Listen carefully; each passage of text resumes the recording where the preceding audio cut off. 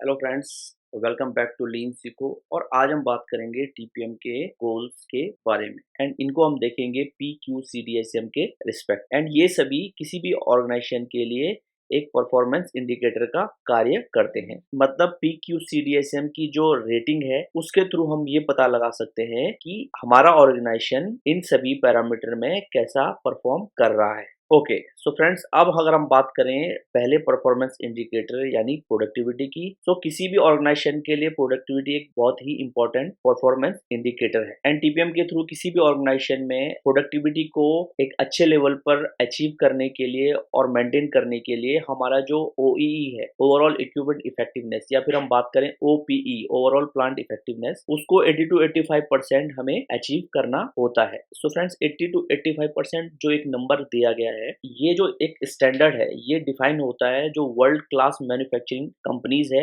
उनकी OE और OPE के थ्रू। मींस कि अगर हम अपने ऑर्गेनाइजेशन में रियलिस्टिक OE और OPE 80 to 85% अचीव कर पा रहे हैं, तो हम कह सकते हैं कि हमारा जो होल मैन्युफैक्चरिंग सिस्टम है वो अच्छी तरीके से और बेहतर वर्ल्ड क्लास जो मैन्युफैक्चरिंग कंपनीज है उनके अकॉर्डिंग या उनके लेवल पर काम कर रहा है। एंड OE और OPE को अचीव करने के लिए जो बेसिक हमारा जो रिक्वायरमेंट है वो यही है कि हमारी जो 4M है, man, machine, method and material, इन सभी की जो अवेलेबिलिटी है वो 100% नहीं तो मैक्स टू मैक्स होनी ही चाहिए। मींस अगर हमारे रिसोर्स हमारे पास अवेलेबल है ऑन टाइम एंड उनका यूटिलाइजेशन, उनका जो अप टाइम है वो हम मैक्स टू मैक्स या 100% अचीव कर पा रहे हैं, तो हम कह सकते हैं हमारी जो OE और OPE है वो हम जो एक वर्ल्ड क्लास स्टैंडर्ड है वहां तक हम अचीव कर पा रहे हैं। ओके, अगर हम बात करें अब क्वालिटी की, तो किसी भी ऑर्गेनाइजेशन में प्रोडक्टिविटी के साथ साथ क्वालिटी भी एक बहुत इंपॉर्टेंट पैरामीटर है। एंड टीपीएम के अकॉर्डिंग अगर हम बात करें तो एक अच्छी और बेहतर प्रोडक्ट क्वालिटी को अचीव करने के लिए हमारा जो कस्टमर कंप्लेन है वो जीरो होना चाहिए, या फिर हम बात करें हमारे जो डिफेक्ट्स है वो कम होने चाहिए। एंड उसके लिए जो बेसिक रिक्वायरमेंट है वो यही है कि हमारी जो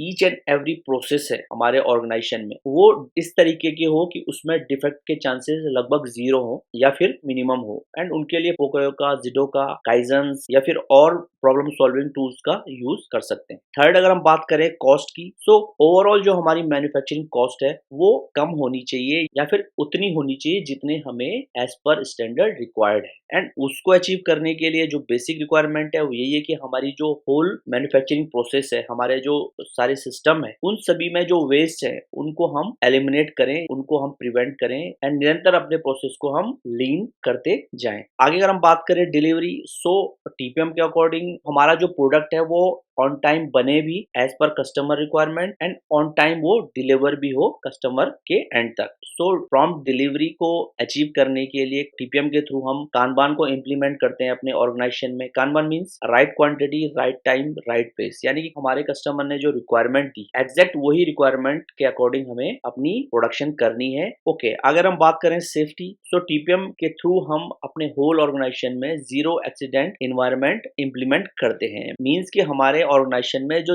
एक्सीडेंट है उसकी पॉसिबिलिटी लगभग हम जीरो कर देते हैं। एंड उसके लिए हमारे ऑर्गेनाइजेशन में टीपीएम के थ्रू हम सेफ्टी अवेयरनेस ट्रेनिंग या फिर सेफ्टी ऑडिट्स या फिर सेफ्टी को इम्प्रूव करने के लिए अपने प्रोसेस में हम पोकोयो के इम्प्लीमेंट करते हैं। एंड लास्ट जो इम्पोर्टेंट परफॉर्मेंस इंडिकेटर है मोरल, उसको अचीव करने के लिए टीपीएम के थ्रू हम जो काइजन्स है या फिर हम बात करें जो इम्प्रूवमेंट की जो एक माइंडसेट है अपने एम्प्लॉयज में, हम वो डेवलप करते हैं। एंड उसके लिए हम क्या करते हैं कि जो अवेयरनेस ट्रेनिंग है इनिशिएट करते हैं, साथ ही हम जो ट्रेनिंग है उनके असेसमेंट्स भी हम करते हैं कि जो हम ट्रेनिंग दे रहे हैं वो कितनी हमारे एम्प्लॉय तक पहुंच पा रही है या हमारा एम्प्लॉय कितना एक्चुअल में उससे सीख भी पा रहा है या नहीं सीख पा रहा है। एंड उसी के थ्रू हम कंटिन्यूस इंप्रूवमेंट का कल्चर अपने एम्प्लॉयज में हम बिल्ड करने की कोशिश करते हैं। एंड साथ ही जो एम्प्लॉयज या जो डिपार्टमेंट्स बेहतर कार्य कर रहे हैं उनके अप्रिसिएशन के लिए भी समय समय पर इवेंट्स हम ऑर्गेनाइज करते हैं। सो फ्रेंड्स, आई होप ये छोटा सा जो एक इंफॉर्मेटिव वीडियो आपके साथ हमने आज शेयर किया है ये आपके लिए काफी हेल्पफुल रहेगा।